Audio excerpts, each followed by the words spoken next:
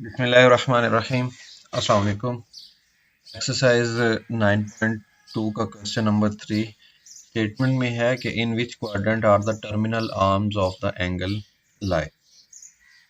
यानी जो जाविया होता है उसके दो बाजू होते हैं, एक को बोलते हैं इनिशियल आर्म और दूसरे को बोलते हैं टर्मिनल आर्म। जैसा कि ये एंगल है, ठीक है, ये इसमें ये जो पहली वाली साइड है जहाँ से एंगल स्टार्ट होता है, मैं पॉजिटिव एंगल की बात कर रहा हूँ, ऐसे एंटी क्लॉकवाइज जो चलता है, यहाँ से एंगल स्टार्ट होता है जाविया, उसको बोलते हैं इनिशियल आर्म, ठीक है।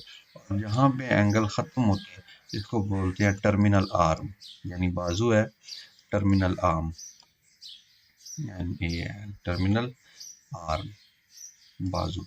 और जहाँ से शुरू हुआ उसको बोलेंगे इनिशियल आर्म, ठीक है। ये है पॉजिटिव का केस, जब एंगल पॉजिटिव होता है जिसको हम एंटी क्लॉकवाइज भी बोलते हैं। अगर क्लॉकवाइज हो यानी इसका उल्ट हो, एंगल ऐसे ऐसे हो, यहाँ से एंगल स्टार्ट हो रहा हो और इधर को आ रहा हो, जिसको हम नेगेटिव डायरेक्शन या क्लॉकवाइज कहते हैं एंगल, तो फिर इसमें जहाँ से एंगल स्टार्ट हुआ है ये वाली जो साइड है बाजू है, इसको बोलेंगे इनिशियल इनिशियल आर्म। और यहाँ पे एंगल ख़त्म हुआ है ये वाली दूसरी साइड, इसको बोलेंगे हम फाइनल आर्म या टर्मिनल आर्म। ये अपने ख्याल रखना है कि एंगल पॉजिटिव है या नेगेटिव है। जहाँ से एंगल स्टार्ट होगा वो इनिशियल होगी और जहाँ पे ख़त्म होगा वो फाइनल आर्म या टर्मिनल आर्म कहलाएगी। अब हमने ये बताना है कि ये जो एंगल बन रहे हैं ये ऊपर क्वेश्चंस के अंदर, साइन जो थीटा है यानी एंगल का साइन रेशियो है ये नेगेटिव है, लेस देन 0 है, और जो कॉज एंगल है वो पॉजिटिव है, ग्रेटर देन 0 है। तो हमें बताना है कि जो एंगल है उसका टर्मिनल आर्म किस जगह पे लाई कर रहा है। तो उसके लिए ये मैंने नीचे एक्स वाई कोऑर्डिनेट या जिसको आप कोऑर्डिनेट प्लेन बोलते हैं वो बनाया है। इस पे 0 डिग्री होगा एक्स एक्सिस पे, यहाँ पे 90 डिग्री होगा पॉजिटिव वाई की जगह, और यहाँ पे 180 डिग्री होगा सेमी सर्कल, यहाँ पे 270 डिग्री है, और अगेन यहाँ पे 360 डिग्री होगा, ठीक है। ये तमाम एंगल। अब हमने ये पढ़ा क्वेश्चन नंबर 19.2 एक्सरसाइज का, इससे सेकंड लास्ट क्वेश्चन भी है और सेकंड लास्ट लेक्चर भी। हमने देखा कि यहाँ पे तमाम पॉजिटिव होते हैं, यहाँ पे साइन वाली पॉजिटिव होती है, साइन और उसका रेसिप्रोकल कोसिकेंट, ठीक है।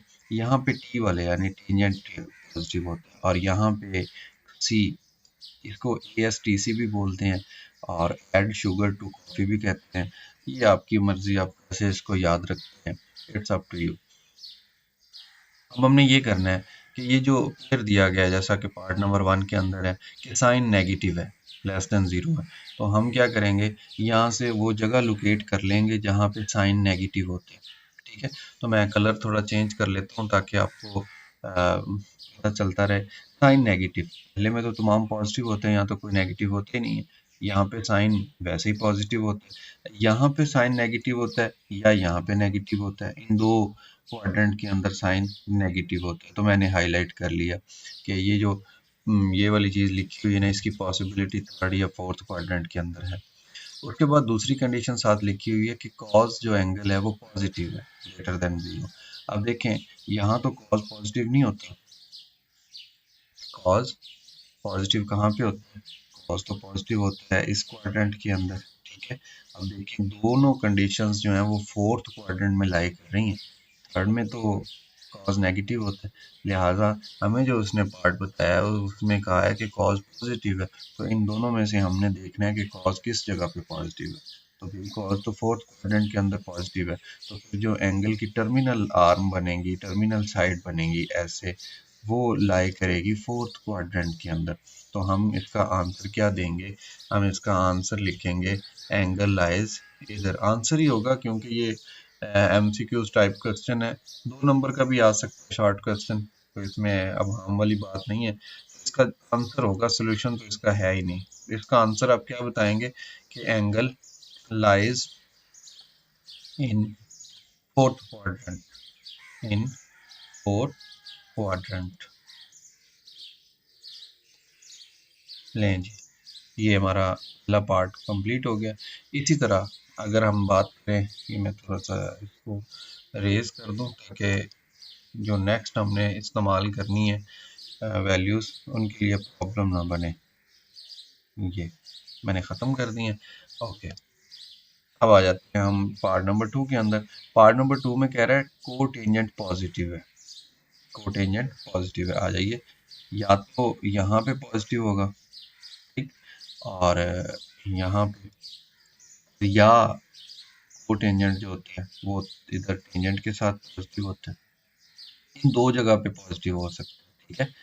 ओके, फिर इसके साथ दूसरी जो पेयर है वो किस चीज़ का है, वो है कॉसिकेंट का, वो भी पॉजिटिव है ग्रेटर देन 0।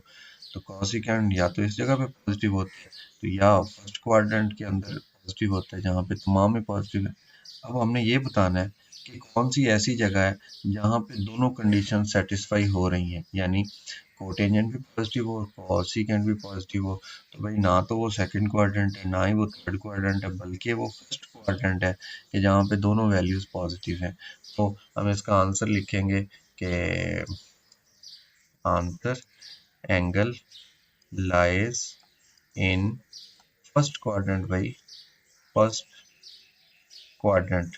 बाकियों में क्यों नहीं, क्योंकि ये दो कंडीशन थी, जहाँ पे दोनों फुलफिल होंगी तो हम कहेंगे कि टर्मिनल जो आर्म है वो उस क्वाड्रेंट में लाई कर रहा है। सो इसको भी रेज करना पड़ेगा, इसको भी मैं रेज कर देता हूँ ताकि जो आने वाले क्वेश्चंस हैं वो प्रॉब्लम ना उनमें बने। सो यहाँ पे ए ऑल पॉजिटिव। ओके, नंबर 3 में आ जाएं। यहाँ पे कह रहा है टेंजेंट नेगेटिव है, तो भाई टेंजेंट यहाँ तो पॉजिटिव होंगे तमाम, यहाँ भी टेंजेंट पॉजिटिव है। या तो ये क्वाड्रेंट है या ये क्वाड्रेंट है जहाँ पे टेंजेंट नेगेटिव हो सकता है, ठीक है। उसके बाद दूसरी जो कंडीशन दी गई है उसमें कहा गया है कि कॉज पॉजिटिव है, कॉज थीटा पॉजिटिव है। तो कॉज थीटा ये या तो इस जगह पे पॉजिटिव होता है या फर्स्ट क्वाड्रेंट में तमाम में पॉजिटिव होते हैं। तो अब दोनों कंडीशन जिस क्वाड्रेंट में फुलफिल हो रही हैं वो है जी quadrant number 4। So it's answer is quadrant number 4। इनको मैं रेज कर देता हूँ, इनको रेज होना चाहिए यहाँ से ताकि जो नेक्स्ट पार्ट है उसको हम आसानी से सॉल्व कर सकें। तो भाई जो पार्ट नंबर 4 है इसमें देखें सीकेंट नेगेटिव। अब आपने अपना जो थ्योरी है उसको यूज करना है कि सीकेंट रेसिप्रोकल होता है कॉज का। कॉज यहाँ पॉजिटिव है, यहाँ भी पॉजिटिव है, बट नेगेटिव इस क्वाड्रेंट के अंदर है और इस क्वाड्रेंट के अंदर है। सीकेंट नेगेटिव इन दो क्वाड्रेंट्स के अंदर है। अब सीकेंट के साथ जो दूसरा पेयर है वो दिया गया साइन नेगेटिव होने का। तो साइन भाई इधर तमाम पॉजिटिव होते हैं, इधर साइन की ज्यादातर है सारी पॉजिटिव है, इधर और इस जगह पे साइन नेगेटिव होता है। लेकिन दोनों कंडीशंस क्वाड्रेंट नंबर 3 में फुलफिल हो रही हैं। So it's answer is quadrant number 3। Raise करूंगा इसको मैं, और इसको भी कोटेंजेंट की तरफ आते हैं। कोटेंजेंट की कंडीशन ये है कि ये एंगल पॉजिटिव है, ग्रेटर देन 0 है। तो कोटेंजेंट रेसिप्रोकल होता है टेंजेंट का, तो यहाँ टेंजेंट पॉजिटिव है, फर्स्ट में तो होना ही होना पॉजिटिव। उसके बाद दूसरी जो कंडीशन है उसमें कहा गया कि साइन एंगल नेगेटिव है। तो भाई इधर तो साइन पॉजिटिव होता है, इधर भी साइन पॉजिटिव होता है। अब नेगेटिव या तो इस क्वाड्रेंट में होता है या इसमें होता है, दोनों किस में फुलफिल कर रहे हैं, क्वाड्रेंट नंबर 3 में। सो it's answer is quadrant number 3।